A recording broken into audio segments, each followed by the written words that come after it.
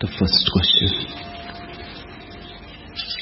Leaving soon for the West, I look back on the 5 months with you and think, I have been with Bhagwan and I have not been with Bhagwan. I have seen him and yet something remains unseen. I have heard him, yet still I am deaf to his teaching. I live with no feeling of security, no sense of certainty, nothing to rely on. Have I missed you? The question is from Swami Anand Subhuti. No, you have not missed me at all. People who leave me with certainty, security, they are the ones who have missed me. I am not here to give you a dogma. A dogma makes one certain. I am not here to give you any promise for the future. Any promise for the future makes one secure. I am here simply to make you alert and aware. That is to be here now, with all the insecurity that life is, with all the uncertainty that life is, with all the danger that life is. I know you come here seeking some certainty, some creed, some ism, somewhere to belong to, someone to rely upon. You come here out of your fear. That is to be here now, with all the insecurity that life is, with all the uncertainty that life is, with all the danger that life is. I know you come here seeking some certainty, some creed, some ism, somewhere to belong to, someone to rely upon. You come here out of your fear, out of your fear.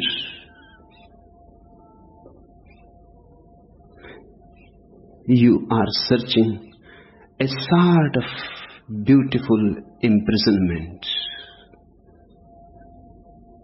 so that you can live without any awareness. I would make you more insecure, more uncertain, because that's how life is. That's how God is. When there is more insecurity and more danger, the only way to respond to it is by awareness. There are two possibilities. Either you close your eyes and become dogmatic, become a Christian, or a Hindu, or a Mohammedan. Then you become like an ostrich. It doesn't change life. It simply closes your eyes. It simply makes you stupid. It simply makes you unintelligent. In your unintelligence, you feel secured. All idiots feel secure. In fact, only idiots feel secure. A really alive man will always feel insecure. What security there can be? Life is not a mechanical process. It cannot be certain. It is an unpredictable mystery. Nobody knows what is going to happen the next moment. Not even God that you think resides somewhere in the seventh heaven. Not even He, if He is there. Not even He knows what is going to happen. Because if He knows what is going to happen, then life is just bogus. Then everything is written beforehand. Then everything is destined beforehand. How can He know what is going to happen next if future is open? If God knows what is going to happen next moment, then life is just a dead mechanical process. Then there is no freedom. And how life can exist without freedom? Then there is no possibility to grow or not to grow. Everything is predestined. Then there is no glory, no grandeur. Then you are just robots. No, nothing is secure. That is my message. Nothing can be secure, because a secure life will be worse than death. Nothing is certain. Life is full of uncertainties, full of surprises. That is its beauty. You never can come to a moment when you can say, now I am certain. When you say you are certain, you simply declare your death. You have committed suicide. Life goes on moving with 1,001 uncertainties. That's its freedom. Don't call it insecurity.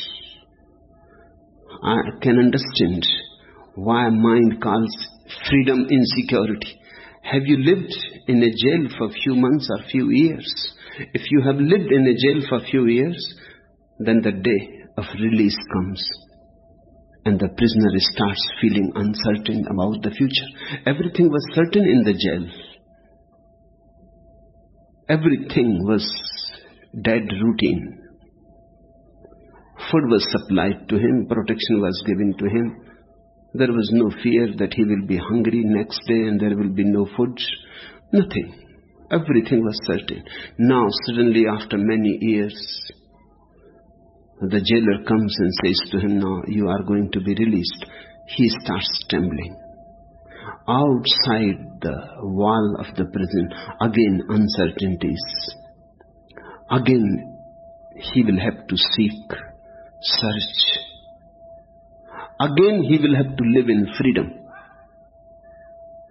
Freedom creates fear. People talk about freedom, but they are afraid. And a man is not yet a man if he is afraid of freedom.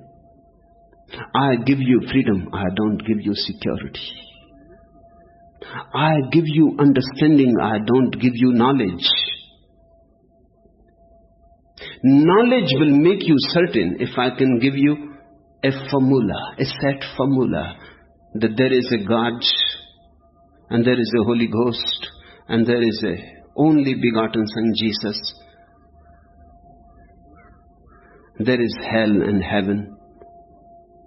And these are the good acts and these are the bad acts. Do the sin and you will be in hell. Do what I call the virtuous acts and you will be in heaven. Finished, then you are certain. That's why so many people have chosen to be Christians, to be Hindus, to be Mohammedans, to be Jains. They don't want freedom. They want fixed formulas. A Jew was dying. Suddenly, in an accident on a road, nobody knew that he is a Jew. A priest was called, a Catholic priest. He leaned closer to the Jew, and the man was dying in the last throes of death. And the priest said, do you believe in the Trinity of God the Father, the Holy Ghost, And the son Jesus, the Jew, opened his eye and he said, look, here I am dying. He is talking riddles. Here I am dying and he is talking in riddles. When death will knock at your door, all your certainties will be simply riddles and foolish.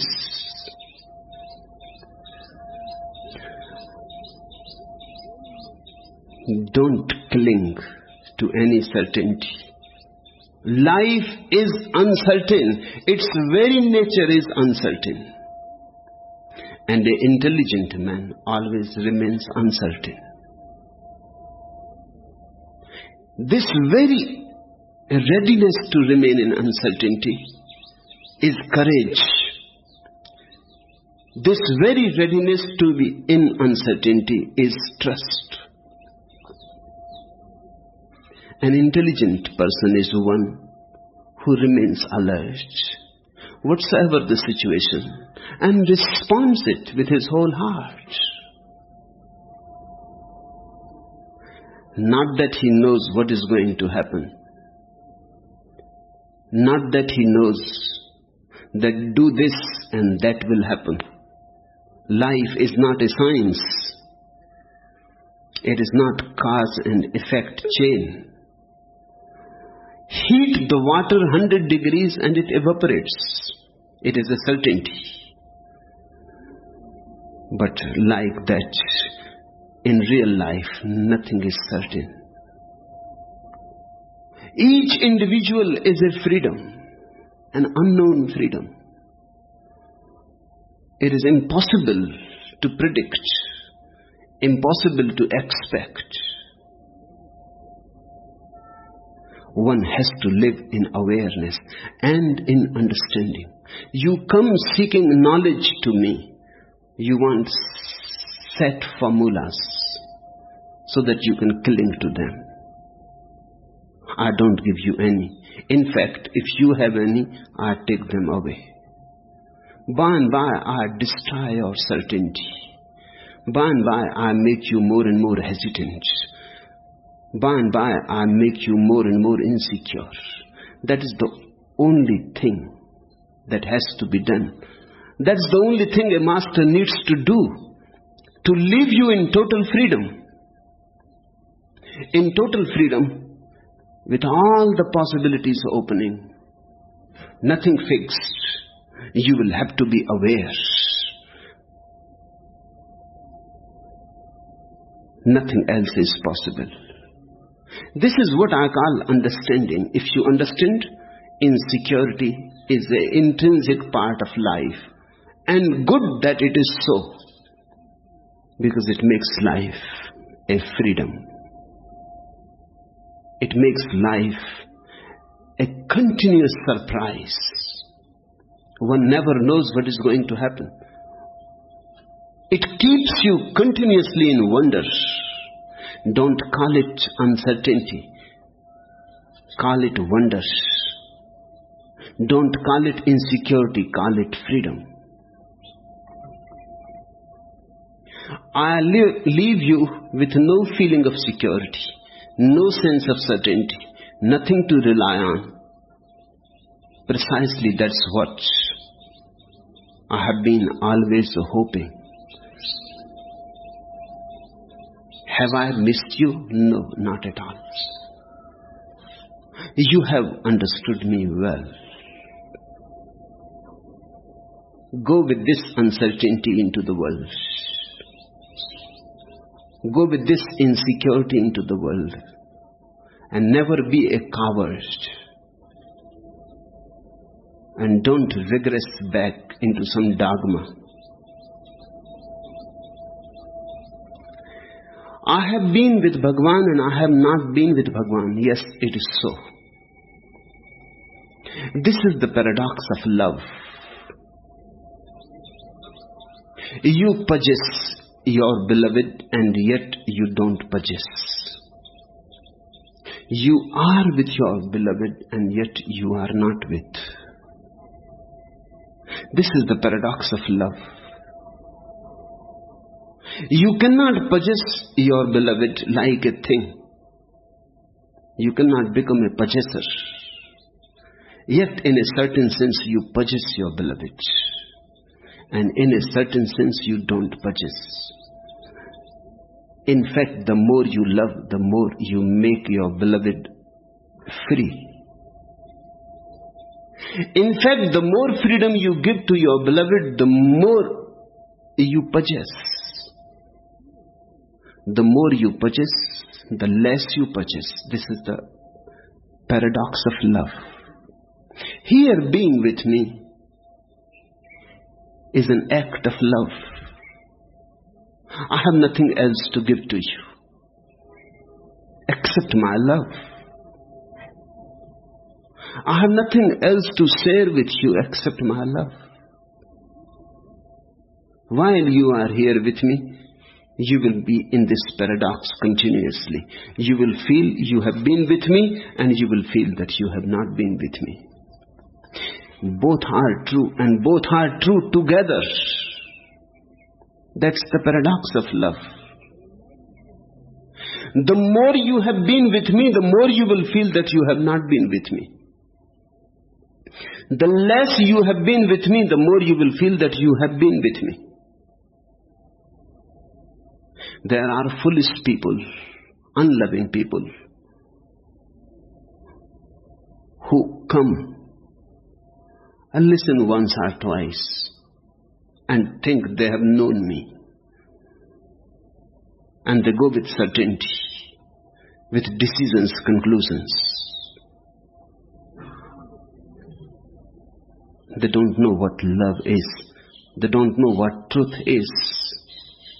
They come with certain prejudices. And if they feel that I am agreeing with their prejudices, they think they have understood me. And they say I am right. If I am not agreeing with their prejudices, they think they have understood me and this man is wrong. If you are here for a longer period, and the period is not so much important as the depth of the relationship, that is the meaning of sannyas. That is a plunge into a deeper intimacy, into a deeper commitment. Just the other night, a woman was asking, if I don't take sannyas, won't you accept me? I told her, yes, I accept you. Whether you take sannyas or not is irrelevant, but you will not be able to accept me if you don't take sannyas. If you are able to accept me, then sannyas is just a gesture of your acceptance, nothing else. It is just a gesture that I am coming with you, that I am ready to be with you, that even if you are going to hell, I would like to be with you in hell than to be in heaven alone. That's all. I am not promising you that I will take you to heaven. Nothing of the sort. Nobody should be hoping that. I am not promising you anything of that sort. Maybe I am going to hell.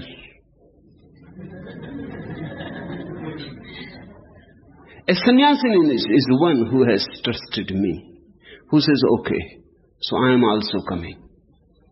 But I am coming with you. Then something starts transpiring between me and you. It is not only changing your clothes. It is not only changing your name. It is simply dropping your whole past and starting from ABC. That's why I change your name. Just to give you a new start, as if you are born again. The day of your initiation into sannyas becomes your real birthday. You disown the past. And you tell me that I am ready for a new future. I will not continue my past. I am ready to discontinue with it. And I will not insist my past. I disclaim, I disown, and I am absolutely open. Wherever you lead, I am ready. I have no prejudices. If you have been here with me in a deep, intimate relationship, if you have loved me, and if you have tasted my love, this is bound to happen. I have been with Bhagavan and I have not been with Bhagavan. Yes, you will feel that paradox. I have seen him and yet something remains unknown, unseen. That will always remain. Unless you also become Bhagavan. Unless you also reclaim your divinity. Unless you also become a God, something will remain unknown. Because we can know only that which we have become capable of. Another woman last night came to me and she said, I love you, but I cannot love you as a divine being. I love you as a human being. That's okay. In fact, how can you see divineness if something of the divine has not already stirred in your heart? How can you see beyond yourself? And the woman who said is a dogmatic Christian. In fact, she thinks, maybe not very consciously, but unconsciously, that Jesus is the only God that ever has been. But you must know that Jesus was crucified, and the people who crucified him, they were not crucifying a God. They were crucifying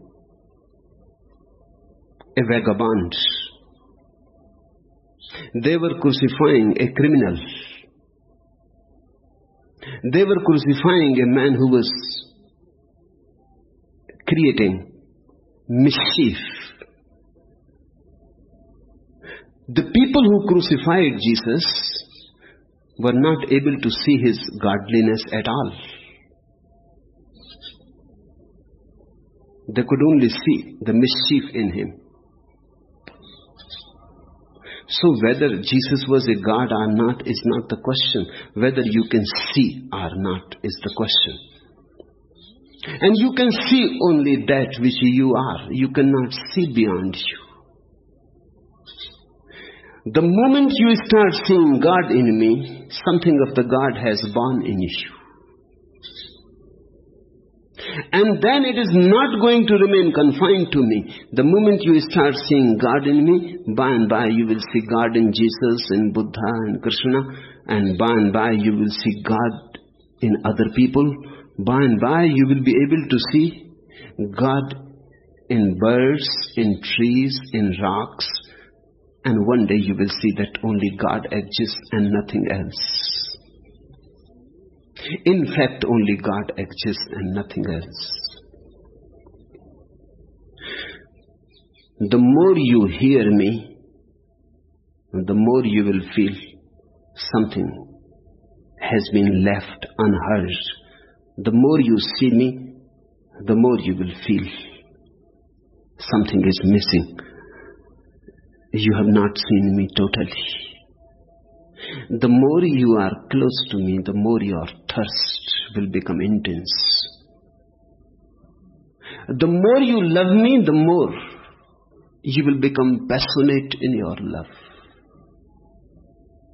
A burning desire will arise in you to yourself become a God.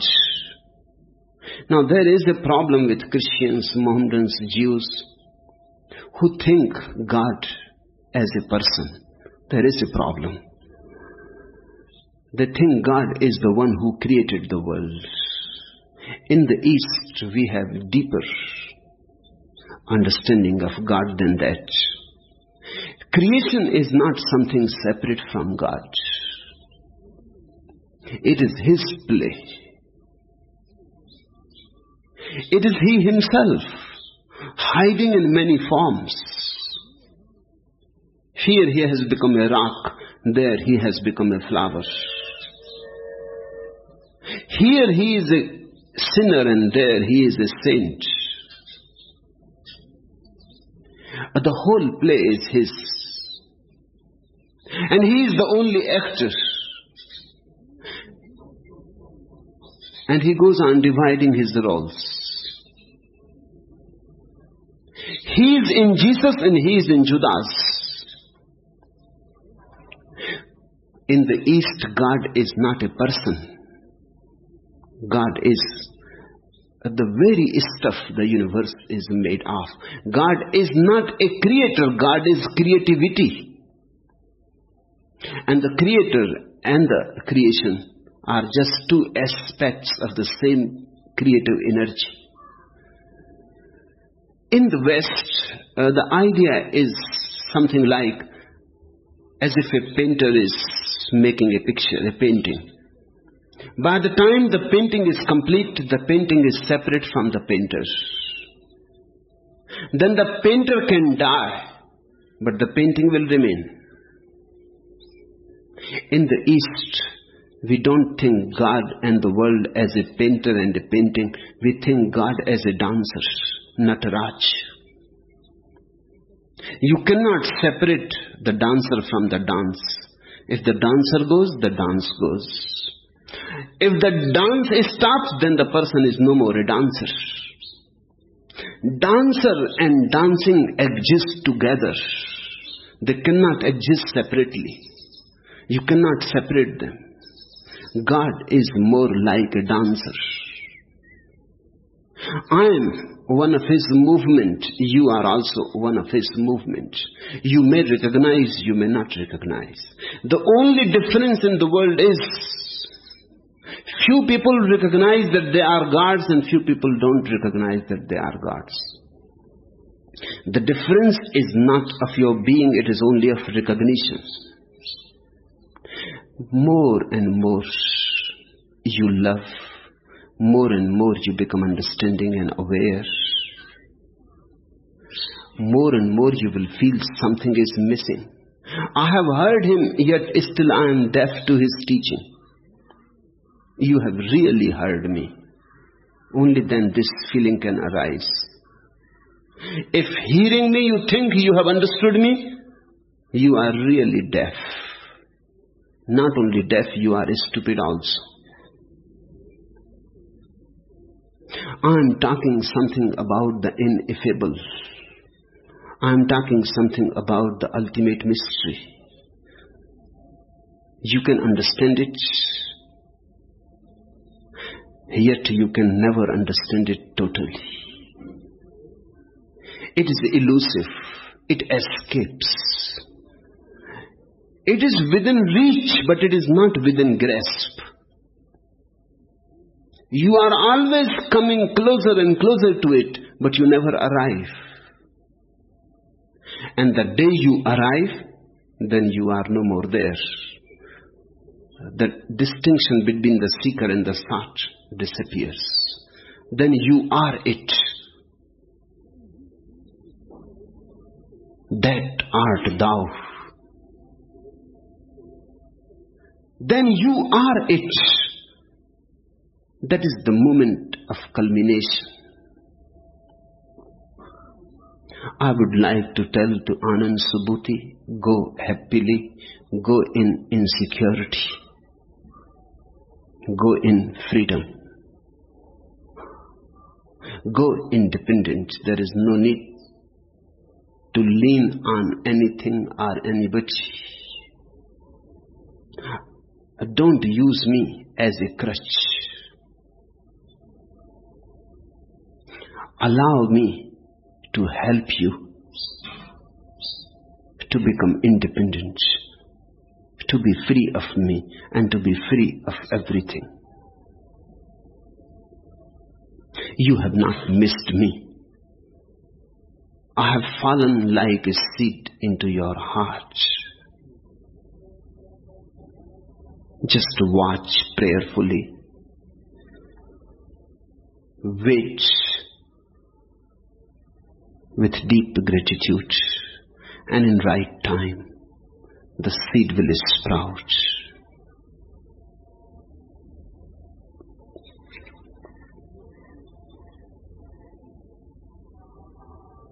The second question: while in a peaceful state of being, I watched a bird flying by. I thought this would be a nice time to die. Yet during the start exercise, when I was feeling some discomfort, I experienced maybe as much separation as ever. Do the conditions of the particular moment of death determine something about the nature of an enlightened being, or vice versa? First, this is a sort of calamity that has befallen on human beings. Somehow, when things are going beautiful and you feel calm and quiet and collected, why you start thinking of death?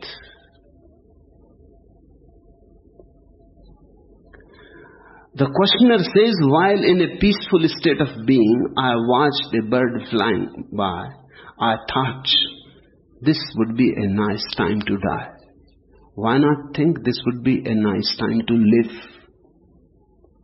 Why think this would be a nice time to die?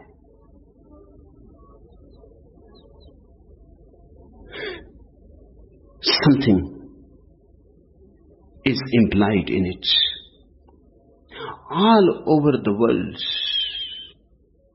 and in the West more so, people have been taught not to be happy, not to enjoy life, not to be ecstatic. People have been taught that to be happy is somehow to be guilty. People have become deep down very much conditioned. When they feel happy, they almost always feel guilt arising. When they feel sad, everything is good. When they are depressed, nothing is wrong. When they are serious, there is no guilt. Have you watched it? Dancing with a woman, suddenly you feel guilty. Making love to a woman, suddenly you feel guilty. Enjoying your food, suddenly you start looking guilty.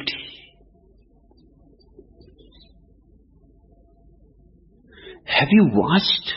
Whenever there is happiness, something of guilt arises in you. This never happens when you are sad, when you are depressed, when you are carrying a long face. Then this never happens. But if you are smiling, even people feel afraid to laugh. They laugh reluctantly, as if something wrong they are going to do. The whole humanity has been conditioned to be unhappy. All happiness has been condemned as sin. That's why saints are painted as if they never laugh. Christians, in fact, say that Jesus never laughed. This is absurd. If Jesus was an enlightened man, only he is entitled to laugh. But Christians say he never laughed. Have you ever seen a picture of Jesus laughing? So dead, dull, serious, death-like. All Jesus' pictures are falsifications. They cannot be about the real man Jesus. This real man must have been totally different, because we know he enjoyed drinking. It is impossible to think a person who enjoys drinking and not laughing. He enjoyed women. It is difficult to think of a man who enjoys women and not laughing. He was friendly, almost in love with a prostitute, Mary Magdalene. It is difficult to move with a prostitute. He was not moving with a Catholic monk, not with a priest, not with the Pope, with a prostitute. These were the condemnations over him. And he was moving with simple people, simple folk. Carpenters, farmers,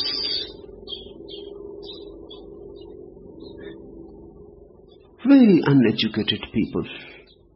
You cannot expect them to be serious. He was not moving with scholars, with professors, with vice chancellors, no. He was moving with very simple people, ordinary people, down to earth people. It is impossible to think that he was not laughing. Late in the nights, they will enjoy food and drink. He must be gossiping. He must be telling jokes.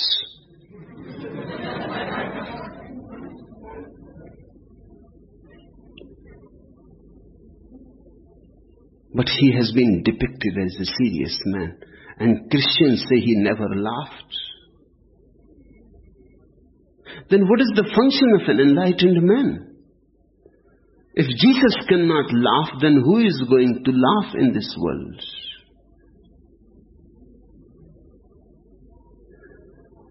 But somehow,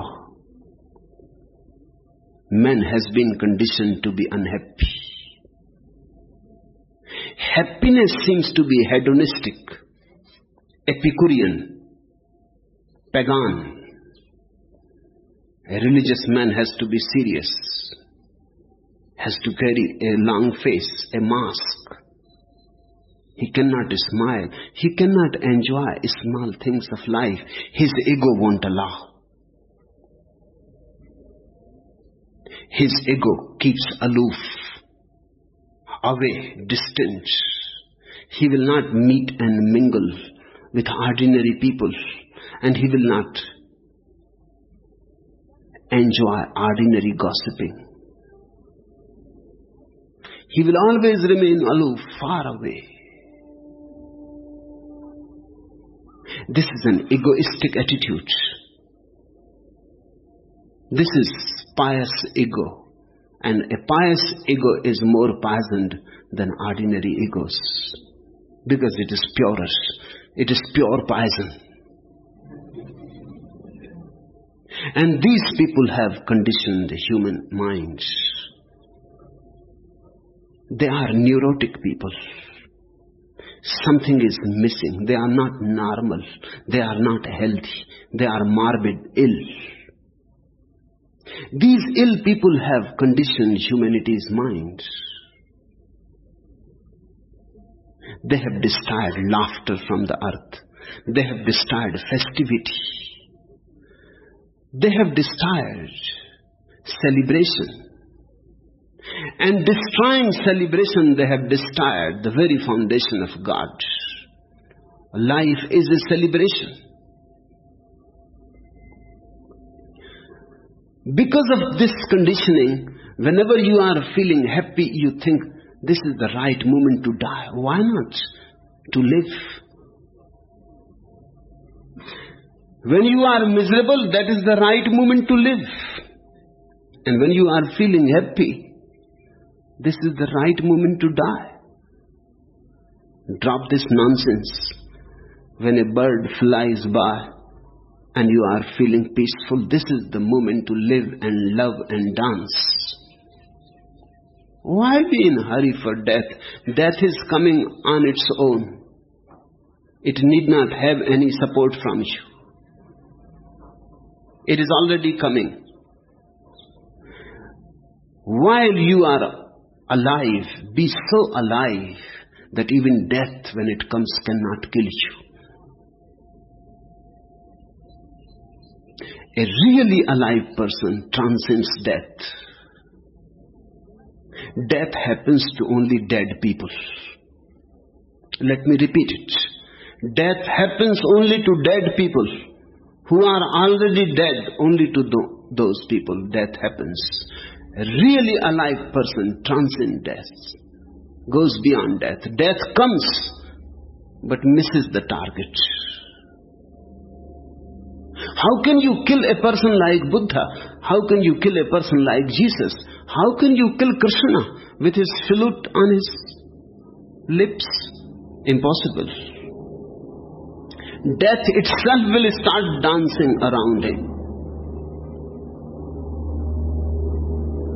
His life is so abundant that death itself will fall in love with him.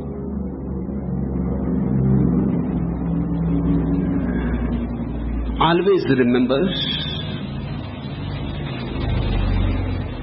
that to be happy is to be religious, to be happy is to be virtuous, to be celebrating is to be prayerful, to be festive and to remain in a festive dimension continuously is to be a sannyasin.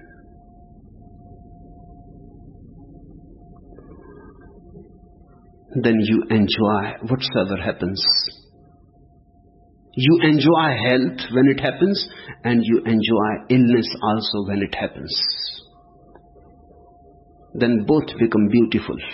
In health, you enjoy activity. When you are ill, you enjoy relaxation. It is beautiful sometimes to be ill and just lying on the bed, resting, not worrying about the world, allowing yourself a good holiday, singing, praying, meditating on the bed, reading a little bit, listening to music, or just doing nothing, just being lazy. It is beautiful. If you know how to enjoy health, you will be able to know how to enjoy illness also. Then you become a master. You become skillful. This is the whole art of life.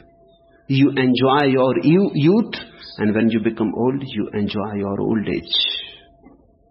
Old age has its own beauties. No young man can have those beauties. Youth is shallow, full of energy but shallow. Old age is not so full of energy, but things are settling and death is arising. If you miss your youth, you will miss your old age also, remember. So I am not saying become old while you are young. I am saying be whatsoever you are. Let that moment be your totality. When a child, be a child. Never enforce on any child your wisdom, because that is a crippling thing. Don't try to make a child old before he is old. Don't crush him. That's what has happened in the world. Old people are dominating children, and they want to pull them out of their childhood faster than nature allows. They kill and they crush something the child loses forever. And when a child is not a child when he was a child, he will not be young when he is young. Something will always go on missing. He will be always late in life.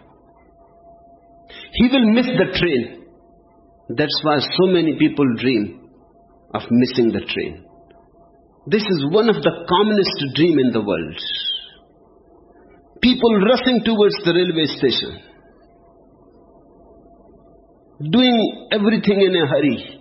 Somehow they reach on the platform and the train is moving or has moved, and they just see the last bogie leaving the platform. This is the commonest dream. It is very significant. It simply shows that somehow you have been missing the train that life is. You always reach late. You are never in time. And the wonder of wonder is that everybody is studying the timetable so much. People go on studying the timetable, but when they reach, they are always late.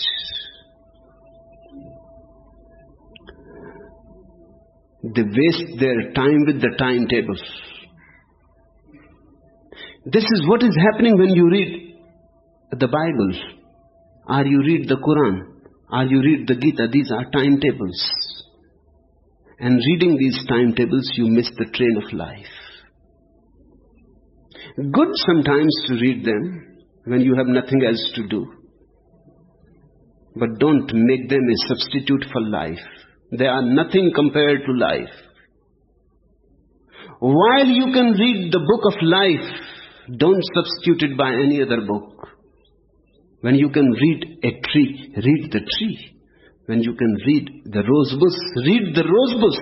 When you can read a man, read the man. When you can read a woman, read the woman. These are alive books, the real Bibles. But you are too much concerned with dead books. And by the time you raise your eyes, the train has left. A child has to be a child when he is a child. A young man has to be a young man when he is a young man. An old man has to be an old man when he is old. If you miss your youth, then you will be in difficulty. You will never be really old. Your body will start deteriorating and your mind will hanker around your youth. The unfulfilled desires, the sensuality, the sexuality, the greed, the ambition, all that you always wanted to do and could not, because at that time you were reading the Bible or the Gita, now will haunt you. Now your mind will go after those things. I was reading one beautiful story about a missionary who went to Africa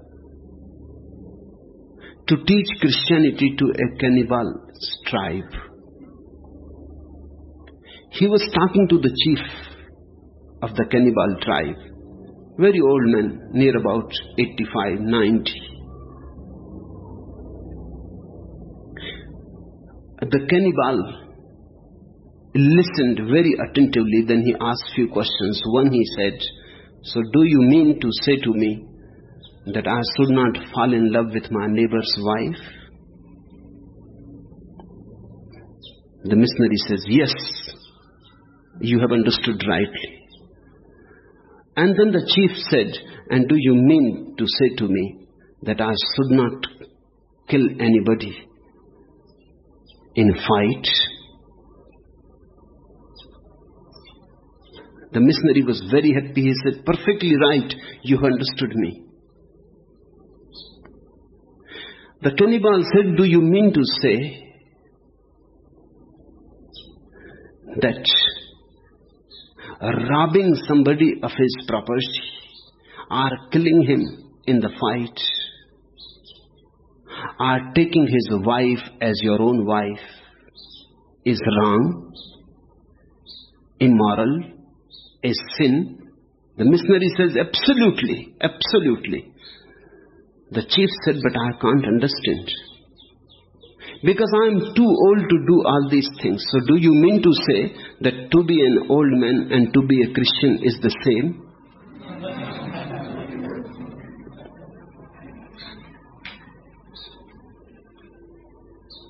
Your so-called religions are just religions created by dead people. They don't allow you life. They don't allow you love. They go on condemning all that is beautiful and all that is right at the time. My whole emphasis is that live the moment whatsoever it is, and live it with tremendous energy. If you are a young man while young, you will be an old man while old, very wise. You will have known all that is good and bad in life. The day and night, the summer and winter, all you would have known. By your own experience, a wisdom will arise.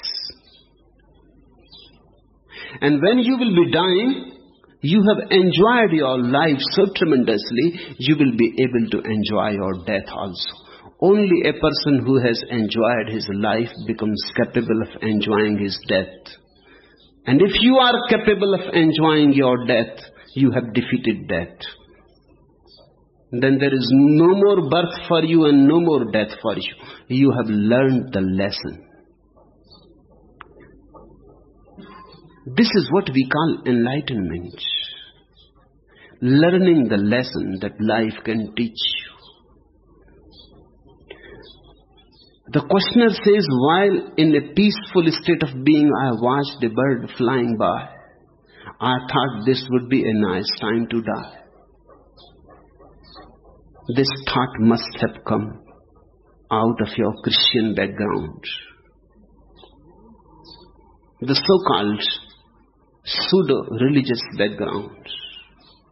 Life-negative background. Otherwise you would have thought, nice time to live. And you are alive, so think in terms of life. Why you think in terms of death? There must be some suicidal tendency in you. This I have watched in many people. Once I took one of my professors. He was my teacher. I took him to a very beautiful place. Nothing like it exists anywhere in the world. I used to live in Jabalpur, and just 13 miles away from there flows the beautiful river Narmada. 2 miles amidst hills of marble. 2 miles stretch of marble hills. It is something not of this world. And a full moon night, it is unbelievable. You cannot believe that it is there. It is so unreal. It has such a hypnotic energy in it. I took my old professor in a full moon night, just in the middle of the night, when the moon is just on the head. He could not believe that such a beautiful thing is possible on this earth. He said, what a beautiful place to die. But why this idea arises? What a beautiful place to live would have been absolutely relevant. What a beautiful place to love. What a beautiful place to dance and sing would have been relevant. But the idea arises, what a beautiful place to die. Why this death obsession? Can't you enjoy anything? Can't you delight in anything? Become aware of such tendencies. And next time when a beautiful moment passes by, dance, sing, paint, love. That will take its own care. It will come one day. Be ripe when it comes. And the only ripeness that is possible is through living. Live deeply. Live totally. Live wholly. So when death comes and knocks at your door, you are ready. Ready like a ripe fruit to drop. Just a small breeze comes and the foot drops. Sometimes even without the breeze, the foot drops by its own weight and ripeness. Death should be like that. And the readiness has to come through living.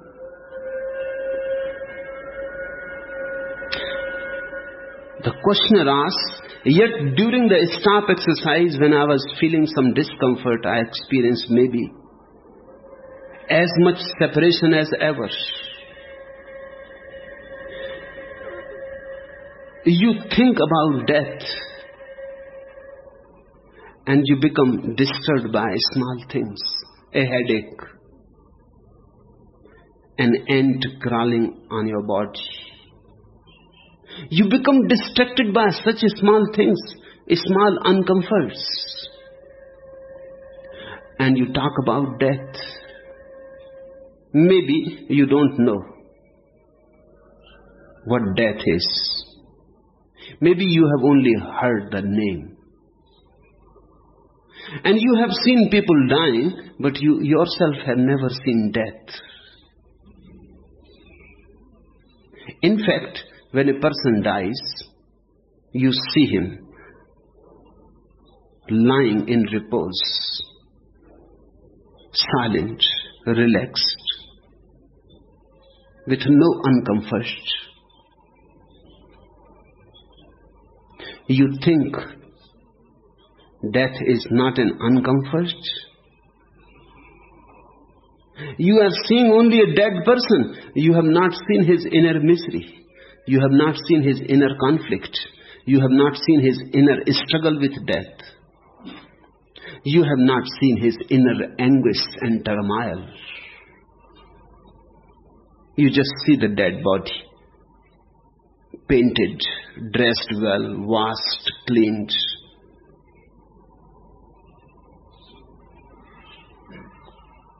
One man died. Mullah Nasruddin went to see with his wife. And the wife said, looks so beautiful and so silent. Nasruddin said, has to look beautiful in silence. Is coming from Kashmir, 3 months holiday.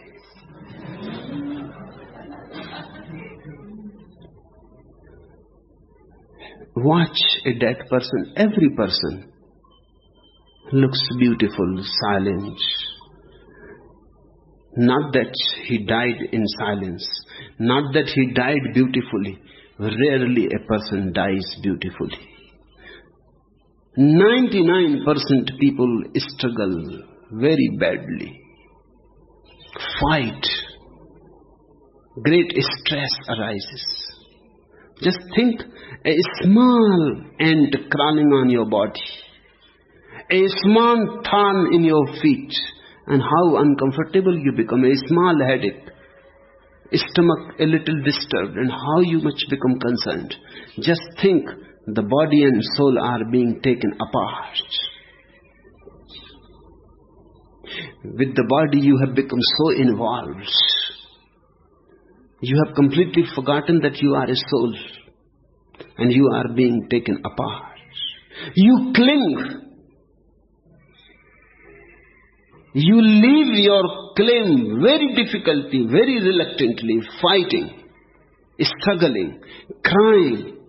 But nobody can see it. It is something inside you. Only you can see it. And you cannot even say. You die in misery. Only few people die blissfully. And when death becomes a bliss, it is a samadhi. When death is a relaxation, real relaxation, deep inside you surrender. You welcome.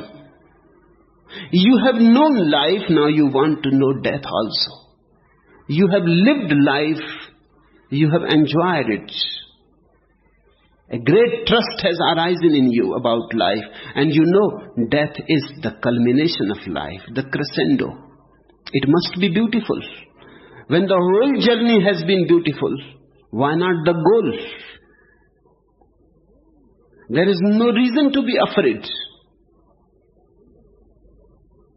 When the whole journey has been such a tremendous joy, why not the end? It is the culmination. You have come home. You welcome. You are ready to embrace death. You relax.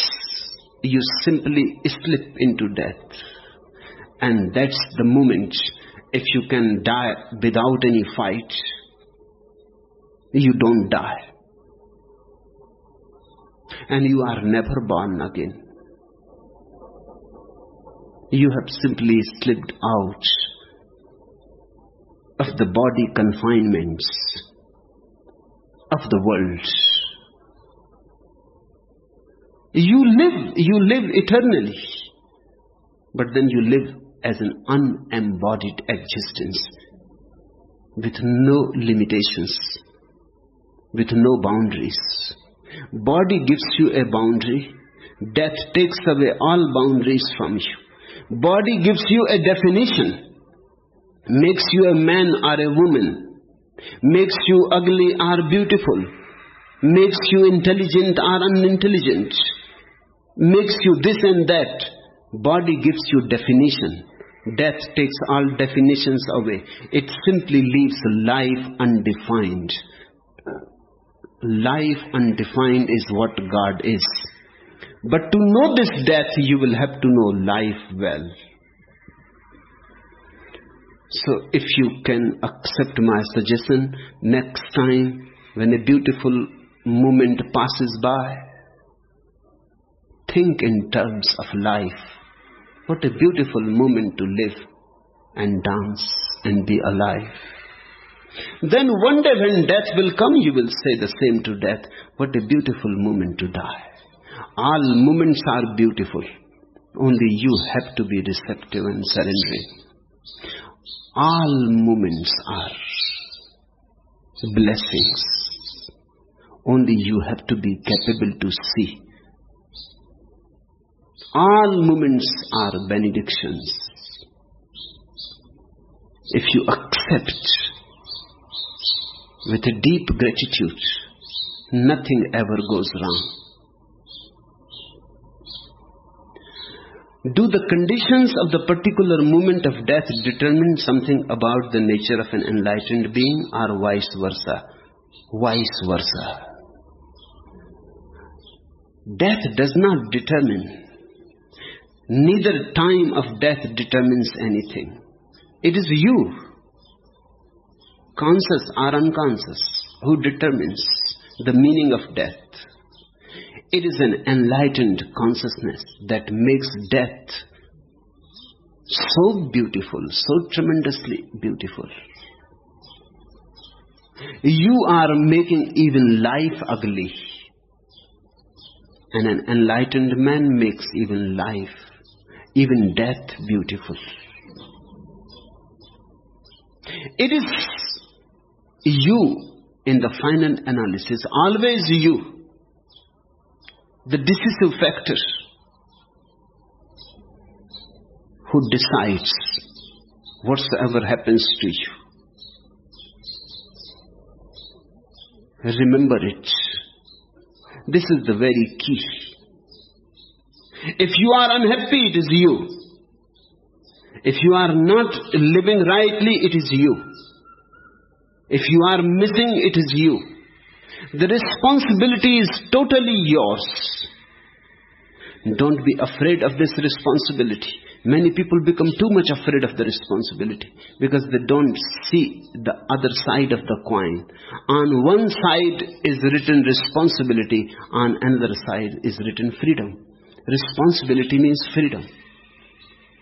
If somebody else is forcing you to be in misery, then you cannot get out of it. How can you get out of it if somebody else is forcing you into misery?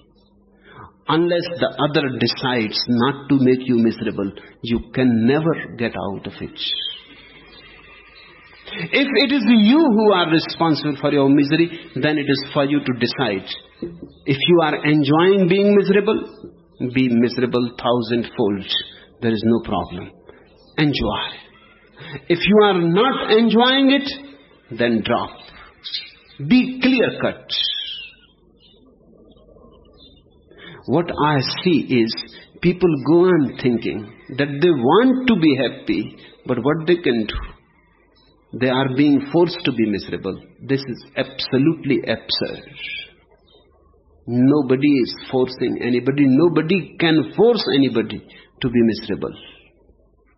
A man who knows how to be happy becomes happy in any sort of situations. You cannot give him any situation in which he will not find something to be happy about. And there are persons who have learned the trick to be unhappy.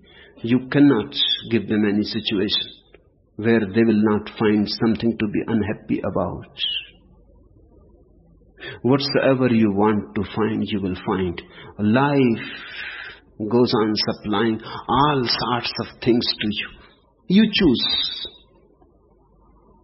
I have heard 2 men were imprisoned. It was a full moon night. Both were standing near the window of their dark cell. The full moon was there.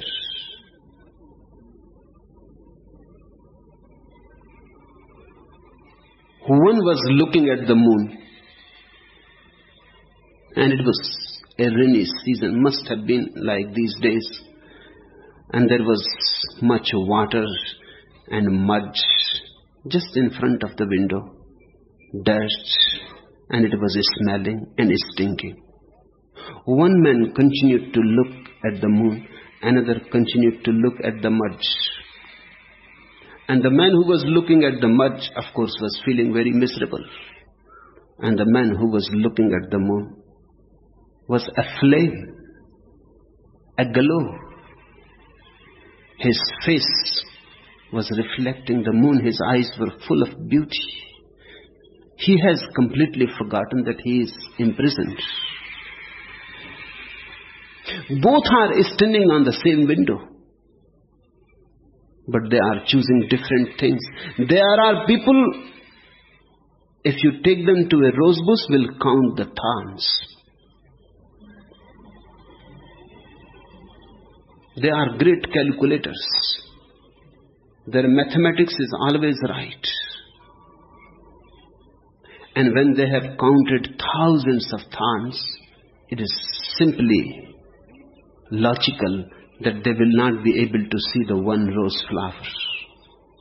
In fact, their inner world will say, how it is possible, amidst so many thorns, how a rose flower is possible? It must be a deception. It must be illusory. Or even if it is possible, it is not worth. Then there are people who have never known the thorns of a rose bush. They look at the rose. And looking at the rose, feeling the rose, the beauty of it, celebrating the moment, they come to feel that even thorns are not so thorn-like. How can they be when they are growing on the same rose bush as the rose flower? When their mind is focused on the rose flower, they start looking at thorns also in a different way. They start thinking that thorns are there to protect the rose flower. They are no more ugly. They are no more irrelevant. They are no more empty. A positive attitude arises. It is up to you to make whatsoever you want out of your life. An enlightened consciousness makes even death beautiful, and unenlightened consciousness makes even life ugly. For an enlightened consciousness, only beauty exists, only beauty. Only bliss exists, only bliss. So the question is not how to change ugliness into beauty, how to change pain into pleasure, how to change misery into happiness. No, the question is how to change the unconscious into conscious, the unenlightened attitude into enlightened attitude. How to change your inner world of being. How to attain to life affirmative values and drop life negative values.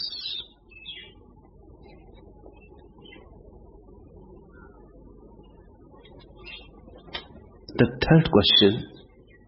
I am a so-called psychologist. Usually I enjoy it. Recently I have begun to appreciate witnessing. I wonder now if I am qualified to be a psychologist. Carl Rogers used the phrase unconditional positive regard as the core of psychotherapy. Compassion is so foreign and new to me. Kindly advise. All psychologists are so-called psychologists because the real psychology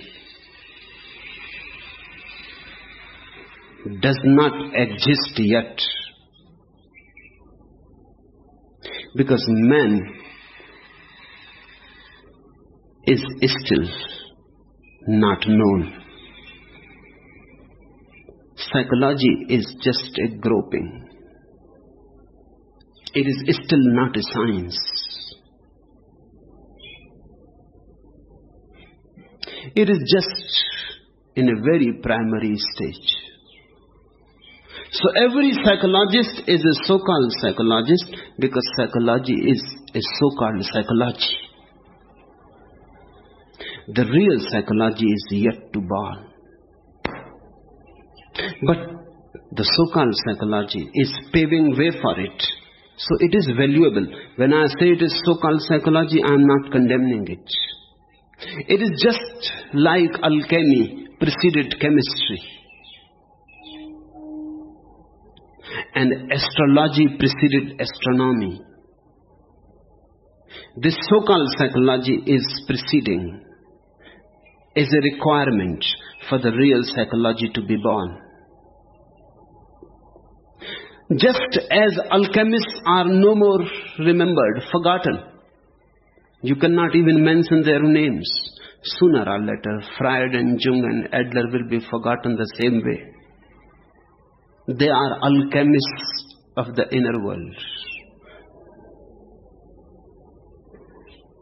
Sooner or later you will be surprised.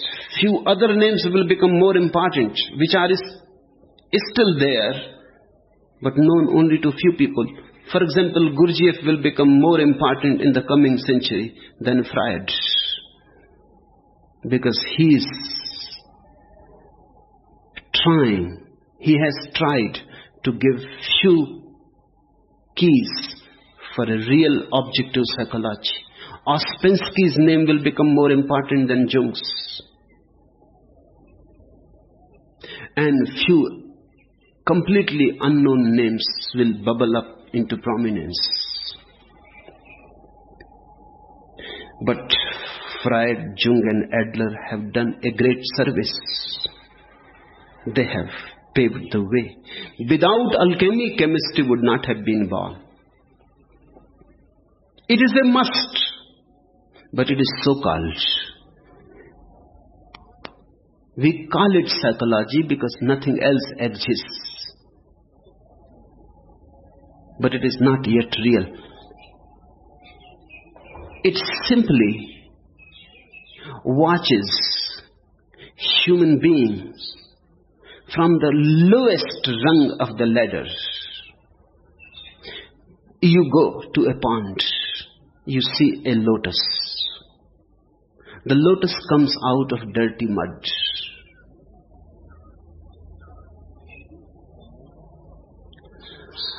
The modern psychology reduces the lotus to the dirty mud. It says the lotus is nothing but the dirty mud. It is right in a way and yet absolutely wrong. Right in a way because the lotus needs the dirty mud to come out. It comes out of the dirty mud. But to reduce it back to the dirty mud is not right. The real psychology, if you ask a Buddha, or you ask a Patanjali, who are the pioneers of a real psychology which has not yet settled, which has not yet found its place in the human consciousness, which is still hovering around, seeking, searching for a nest, they will say, rather than reduce lotus to the dirty mud, why not raise the value of dirty mud to the lotus itself? Why say that the lotus comes out of dirty mud? Why not say that the dirty mud carries a lotus within itself? The dirty mud is an abode of lotus, a temple. Why not raise the value of the dirty mud? And that seems to be better, more objective. The higher should never be explained by the lower. The lower cannot explain the higher, but the higher can explain the lower. Watch. Darwin says man comes from the monkeys, so he is nothing but a monkey. Freud says art comes out of sexuality, so it is nothing but sexuality. Meditation, religion, God are nothing but frustrations, repressions, complexes. Then religion looks like a mass neurosis.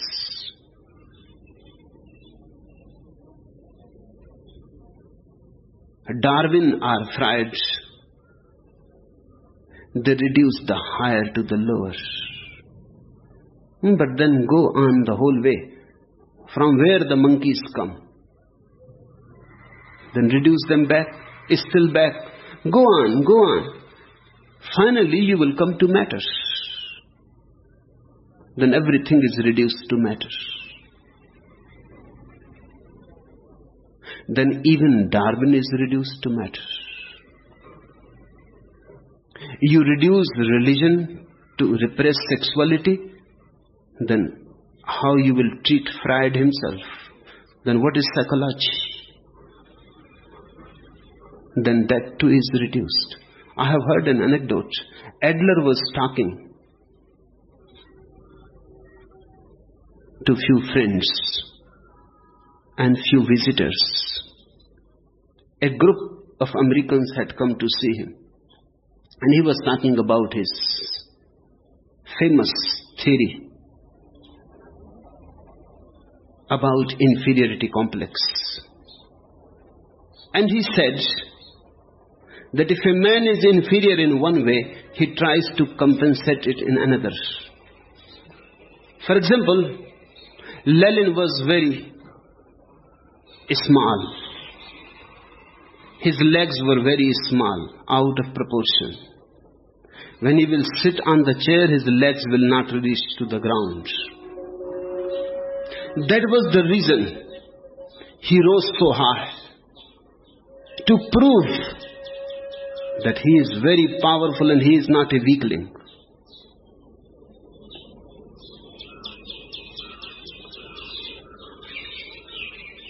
He talked on and on, and he gave many examples that people who lack something always become ambitious for power. Then somebody stood and said, and what about psychologists? Do they lack something in their mind so that they become psychologists? Do they have a smaller mind than other people, so they try to compensate it by thinking and talking and creating theories about mind?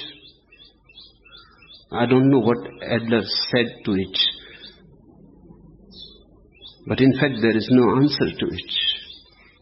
If religion is repressed sexuality, art is repressed sexuality, science is repressed sexuality, then what psychology is? What Freud, Jung and Adler are. Then you go on reducing backwards. And finally nothing is left, only matter. But everything comes out of this matter. That means everything is implied in matter. Then matter is no more material. Then matter carries gods hidden behind it. Because the Buddha is born, a lotus flowers. In the East, we have a totally different attitude about psychology. And the attitude is always explain the lower by the higher. We say that sex is nothing but the lowest rung of samadhi. Sex is nothing but the lowest rung of your superconsciousness. Then the whole view changes. Then there is possibility to grow. The modern psychology leaves no possibility for growth. It reduces everything to dirt. And there is no possibility to grow. In fact, there is no point in growing. Because all is going to be just repressed sexuality. If you listen to the modern psychologists, their definition of the normal man makes life worthless. Einstein is abnormal. Because a normal man never bothers about the mathematics of the world. Why he should bother? Michelangelo is abnormal. He must have some psychological problem. That's why he becomes so imaginative. Van Gogh is abnormal. Buddha, Jesus, Krishna, all are in some way neurotic. They are not normals, abnormals. They are all condemned. Then who is normal? The man who only lives in unconsciousness, gets up early in the morning, goes to the marketplace, earns his living, gives birth to children, makes a house, goes on moving in a routine for 70 years, then dies. This is the normal man. Not creative, not innovative, not original in any way, has nothing to contribute. No art, no science, no religion. Just think about a really normal world according to Freud. It will be the most boring world possible. There will be no music because it is repressed sexuality. There will be no poetry because it is just fantasy. There will be no science because to be a scientist is just nothing but a deep instinct of voyeurism.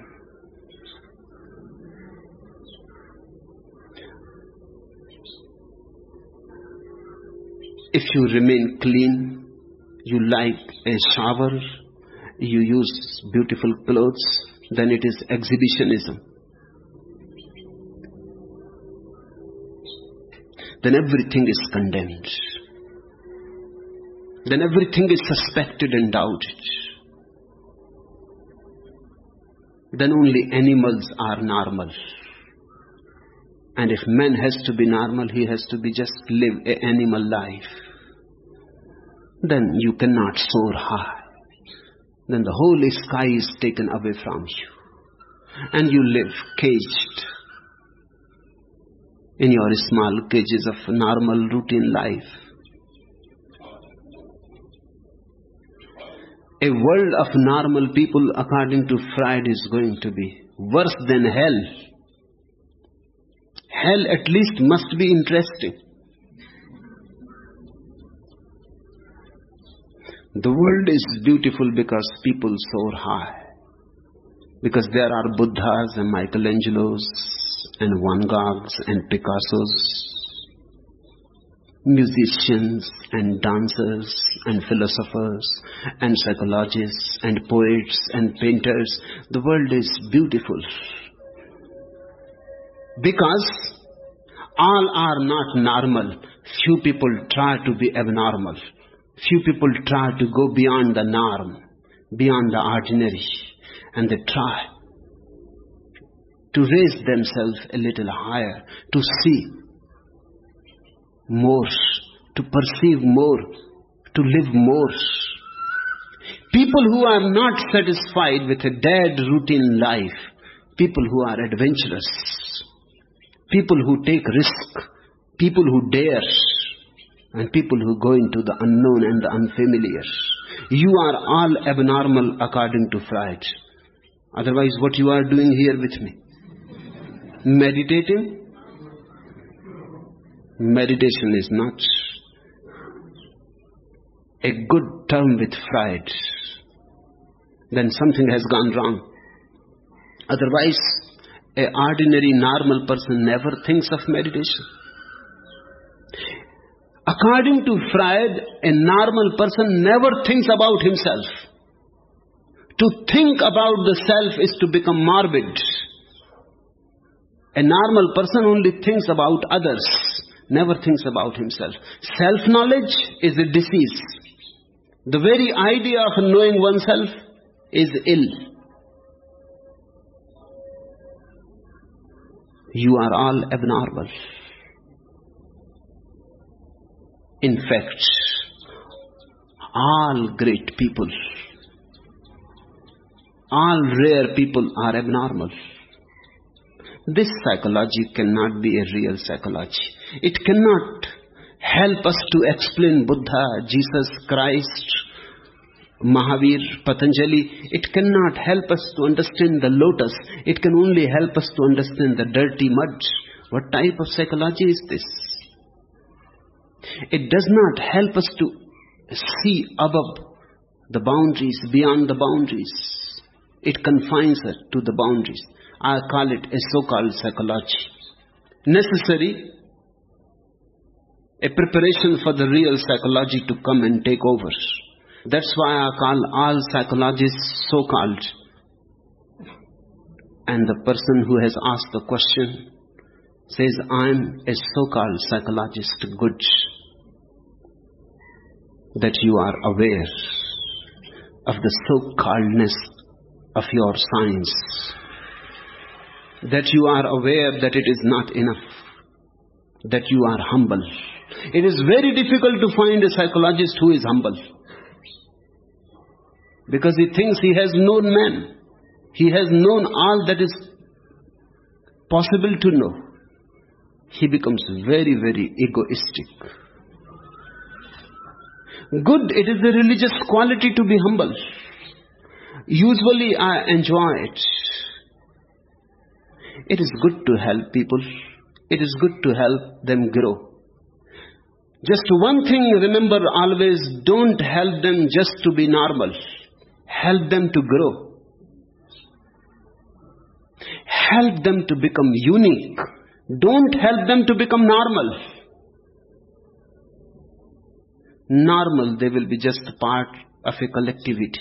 Help them to become individuals.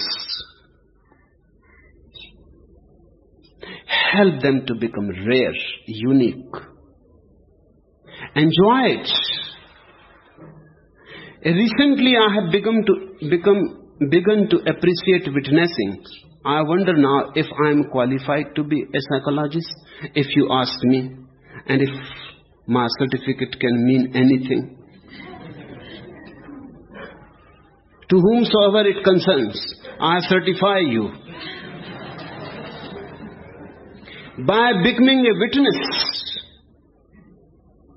the first rays are entering in you. You are really becoming qualified to be a psychologist. How can you be a psychologist? You have not witnessed even your own self. Then all your observations are from the outside.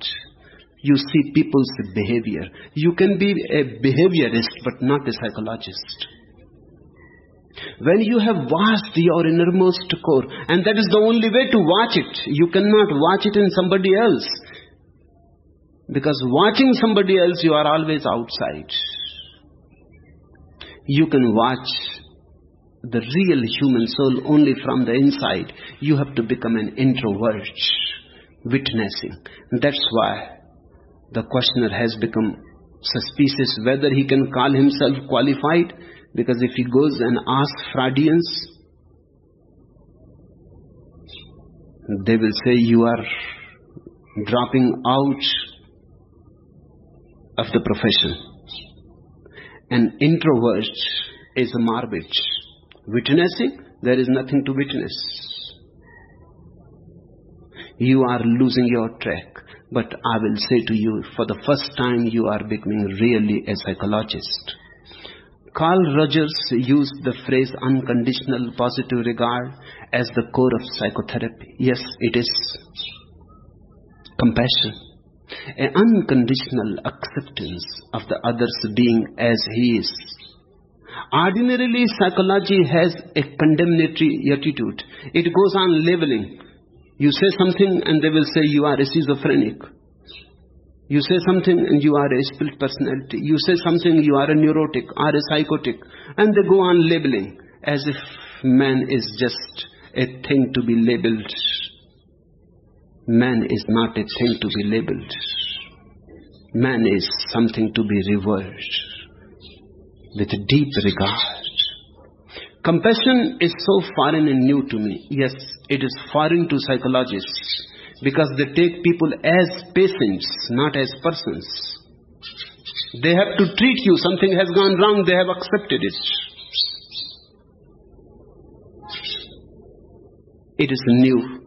If you start witnessing your being, you will feel more and more compassion. Allow it to happen more and more. In deep compassion, you will be able to help many more people. Because in fact, compassion